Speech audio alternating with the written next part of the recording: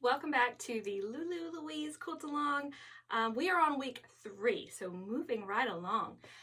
If you've missed week 1 and week 2, you can go back and watch those videos before this one. On week 1, we chose our fabrics, got organized, got all cut, and on week 2, we started our columns. So this week is just kind of a continuation of last week. We're just going to finish up the foreground columns, and after this, we should have all of our foreground pieces sewn. Just some more chain piecing, basically. All right, so I have got all of my pieces stacked here. And I did end up opening them all, so they're looking like this. And I'm just going to set them all out here. All right, they're not in order anymore. I took some pictures and ended up completely out of order, mostly. But I still have my guide up here, which is one of the reasons why I decided to leave it. So what I'm going to do is I'm going to grab, you know, these are all paired up, right? So what I'm going to do is I'm going to grab the first and the second pair. So first pair and second pair. So just double checking. That's what I have. And again, to stay organized, I've got my first pair in my left hand and my second pair in my right hand, so that when I go to the sewing machine, you know, I'm coming like this and everything is already where it needs to be. That is just something that I always do to stay organized, because if I start getting scattered in my head, so all of a sudden my pieces are in the wrong way. So I like to pick them up, because my sewing machine is in that room.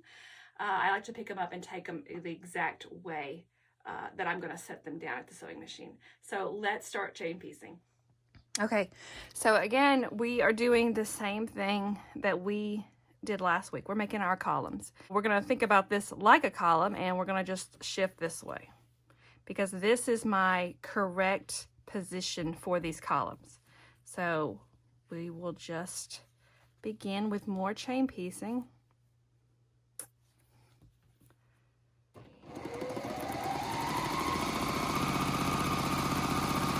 Easy peasy.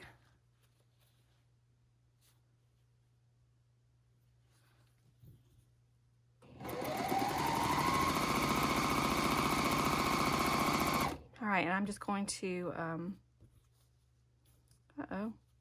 just going to whip right through these. You know how to do this. We did this last week, so you are probably good to go.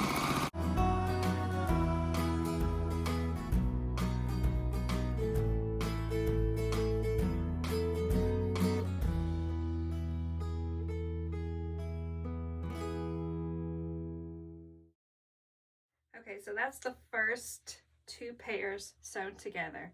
I'm gonna grab the 3rd and 4th pair now. So that will be these 2 and these 2. Get those. All right, and I'm gonna go do the same thing with those, and we're gonna continue on until we have all the pairs paired. There'll be one last pair that doesn't get paired quite yet, but we'll get to that. So let me get these done, and then I'll get the rest done, and then we'll come back. Okay, easy peasy. I'm gonna set those down. And then we're gonna grab everything but the bottom 2. So we're getting this set. So what's that? 1, 2, 3, 4. We're getting 5. We're getting pair 5 and pair 6. So this one and this one. All right, so have I got that right? Yeah. Let's go chain these. Now we should have 4 stacks. 3 of them are 4s, squares, and then the last 2 is our bottom 2. So we'll just leave that alone for right now. And we're going to be combining the 4s. You're gonna grab your set of 4 right here, your first set of 4, and then you're also gonna grab your second set of 4. So mine are still folded, but it's gonna be like this. All right, so let's sew these into 8s. So I need to be a little bit cautious with these. So we're gonna do this, right? And then, nope. Okay, wait a minute. All right, so it's gonna be this. All right, so if you pick them up from the where you had your guide, your sewing pieces are gonna be turned to the bottom, and then your open pieces are gonna be at the top. So just to keep things straight, so when you open them, they will be in order, all right? Does that make sense? I hope it does. And then we're just going to do the same thing. They will just be really long pieces.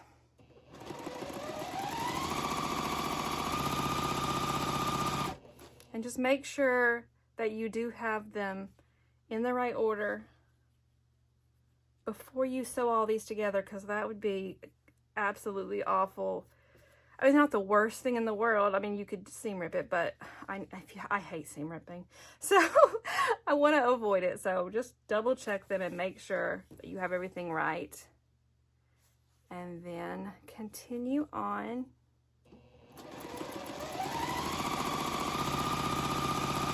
All right, I'm gonna finish these up, and I'll meet you back over there at the guide.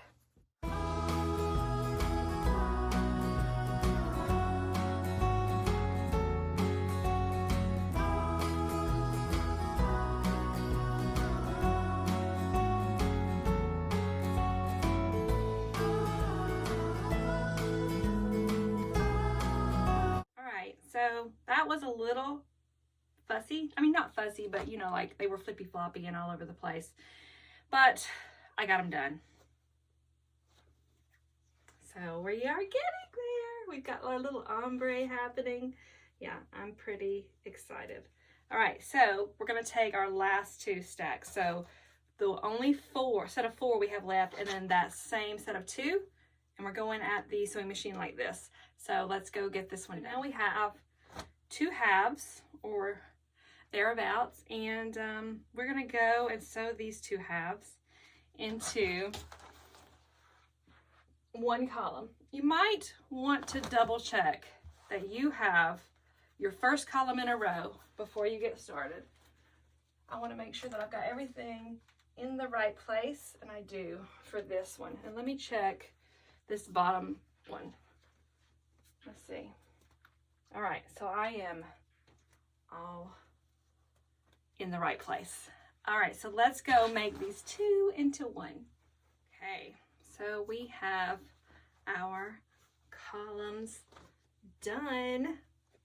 Let me get one of these on the wall. All right, so looking like that. If you are using your actual quilt pieces that you need to make this quilt as your guide, go ahead and sew this into a column as well. Oh!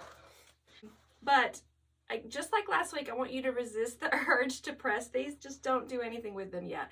We're not going to start pressing until we get our background pieces sewn on. So that's it. That's all we're doing. Getting these together. I'm already in love. So post your progress of your columns on Instagram using the hashtag Lulu Louise QAL, and you'll be eligible for the prizes that I'm going to give away next Tuesday. And I think we're getting close to some really, really big surprises.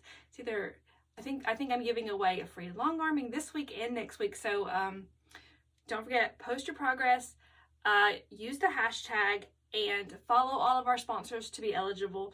I will see you next Wednesday to get our background pieces sewn on.